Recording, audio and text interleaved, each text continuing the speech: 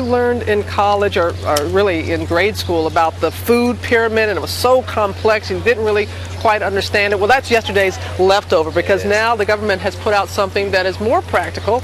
It's a new icon. It's called My Plate. And to help us understand what that all means and also cook up something good in America's recipes, we have the White House chef, Sam Kass, who's here with us. Thanks so much, Sam. Thanks for having me. I'm so excited to be here. It smells good. So tell us about My Plate, the concept behind that. Yeah, so the concept is, the first lady understands just how confusing and hard it is for parents to understand what's the best thing to serve their kids, and for families to understand how to eat healthy. And so this icon really simplifies all of the mixed information that's out there and really just breaks down it as a framework that we can look to on a nightly basis. Just what is on our plate, and can we make sure it's balanced and well proportioned? And that balance right down the middle, half of it being fruits and vegetables. Yeah, so if at night half of what we're eating is fruits and vegetables, we're also then making sure we're having grains, mostly whole grains is really important, and some lean protein and some dairy.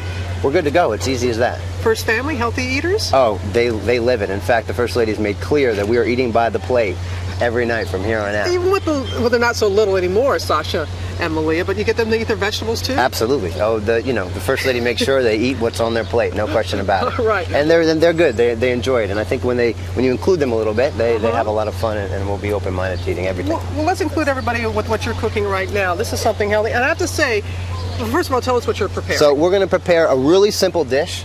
Tilapia, seared tilapia with some Asian flavors in here. Anybody can do this dish. Fish is intimidating sometimes for people to cook.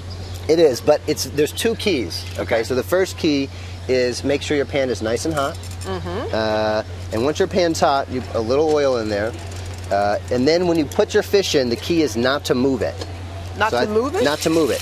Let it get a nice sear first. Good to know. So we're just going to put that in there, and we're just going to leave it be. Okay. All right.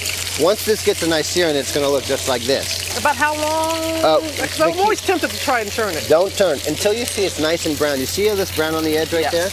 You wait until you see that, and then you flip. Good tip. So once you get that in there, we're going to put a little ginger. That's going to just cook and give it some flavor. Ooh. And just a little soy on top. And then we're just going to let that simmer just for a little bit. That's easy, Sam. So easy. Delicious, easy. Tilapia is incredibly affordable. It's all over. It's everywhere.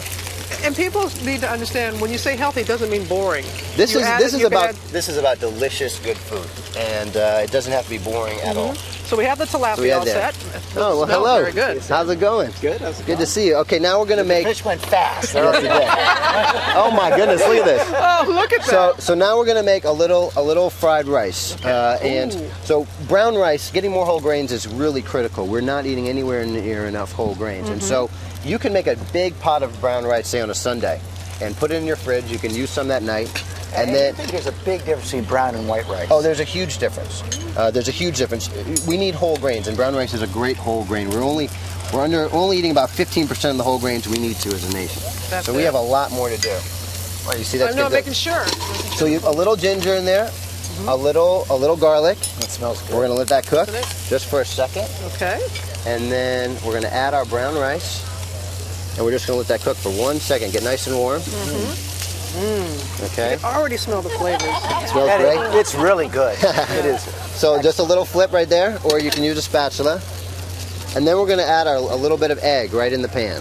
Okay. Nice touch. And then you're just going to let that cook. And then if you want, you can add, now here's the great thing about fried rice, you can add all kinds of vegetables. We can add some spinach in here and just mix that in.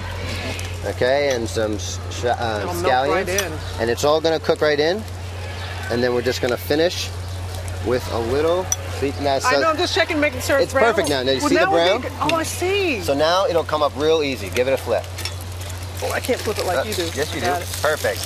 There you go. Look at that. Wow, I did it. Unbelievable. All right. Let's hear it for us. Okay, so we got the fried rice. Yeah, I got this. So we got the fried rice. Yep.